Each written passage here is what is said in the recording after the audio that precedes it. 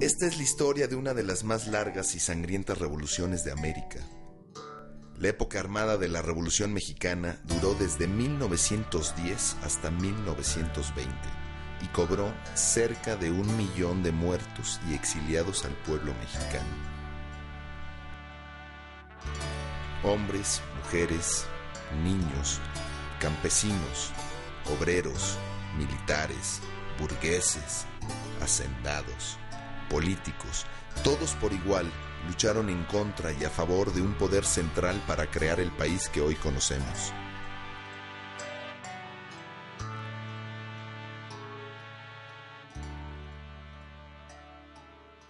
La Revolución Mexicana es una revolución que empieza siendo una propuesta de cambio político, pero esta revolución política rápidamente involucra otras demandas sociales y estas demandas sociales tienen que ver sobre todo con el principal problema del país, que es la cuestión agraria. La Revolución Mexicana es la primera revolución social que se da en el siglo XX, que no puede ser entendida si no es a través de la experiencia, por ejemplo, de la Revolución Rusa, y es una perspectiva general, global, de lo que se imaginaban como el despertar de una nueva era.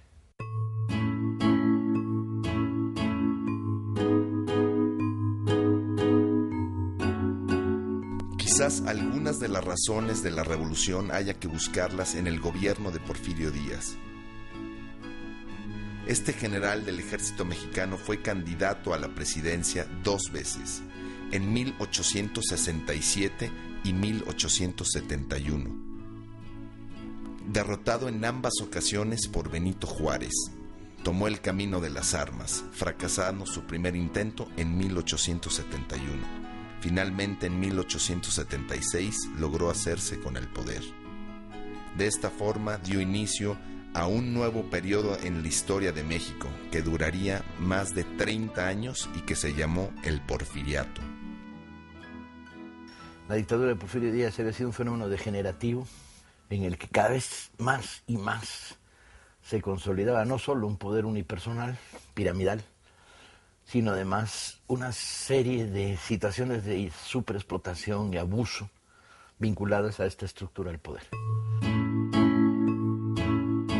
Porfirio Díaz gobernó el país ayudado de un grupo de políticos a los cuales el pueblo denominó científicos, por apoyarse en métodos racionales para la administración del gobierno. Estos científicos poseían un espíritu opuesto al de los militares que habían ayudado a Díaz a obtener su poder.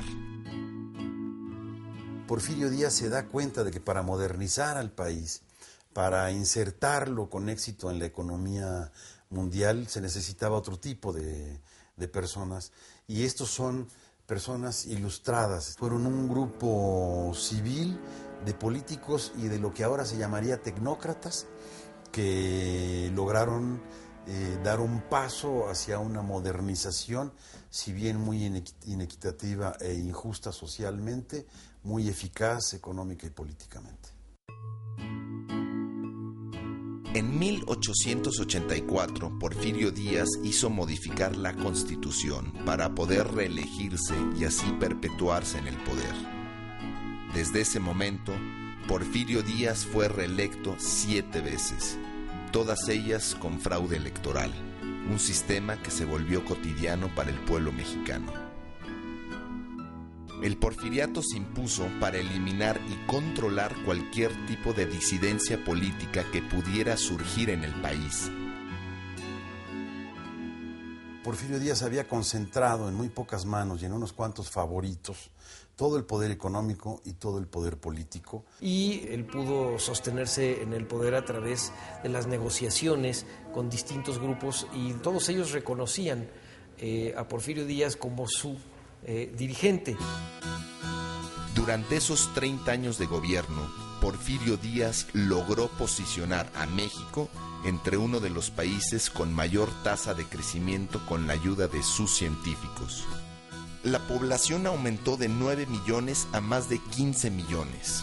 Las exportaciones aumentaron 6 veces su valor y el gobierno porfirista logró cancelar la deuda que México mantenía con Estados Unidos.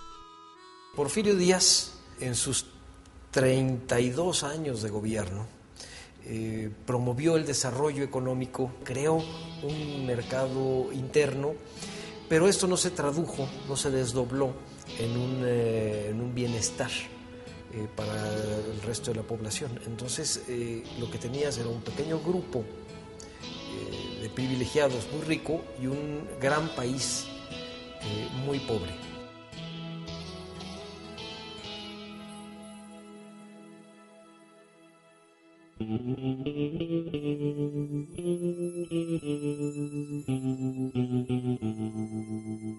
El país se dividía en regiones con una diferenciada calidad de crecimiento. En el norte, la minería, que se dedicaba a metales preciosos como el oro y la plata, creció sobre metales no preciosos como el cobre, el plomo y el zinc.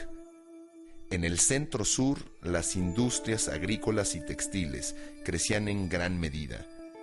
Y en la región de Yucatán, el Enequén se volvía la fábrica principal de hilos y sal.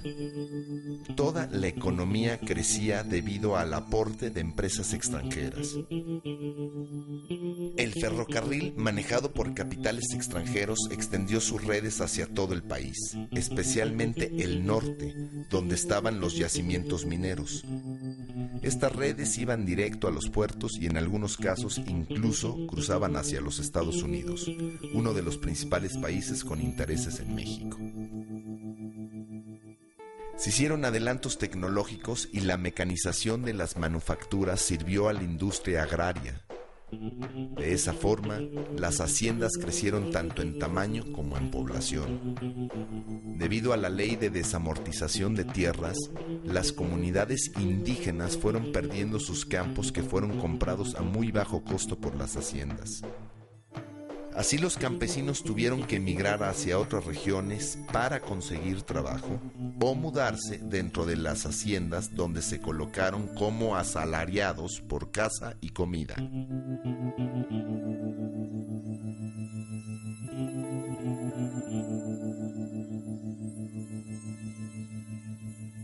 Las haciendas construyeron una manera de relación con los campesinos en las que los tenían amarrados a la tierra.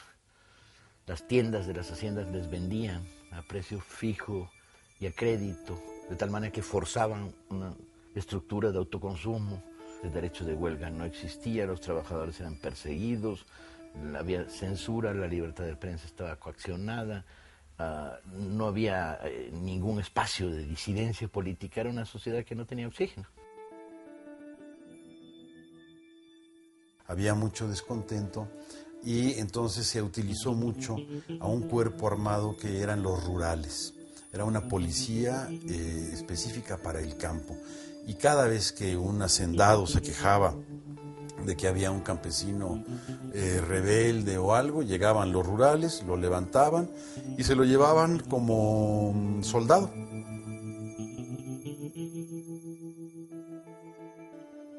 Pero había algo más. Mi padre vivía en lo que era propiedad de la hacienda. Y cuando en la hacienda había alguna cosa que se perdió, el cura mandaba a traer a la gente, la convocaba por medio de la campana para que se confesara. Pero si el robo era fuerte, el resultado era que a deshoras de la noche la policía se metía a la casa del supuesto delincuente, lo colgaban, lo dejaban muerto colgado en algún árbol a la orilla del camino. ¿Para qué? Para escarmiento, para que los demás no hicieran robos. Era la forma de dominio de la mente, para que el pueblo siempre estuviera temeroso.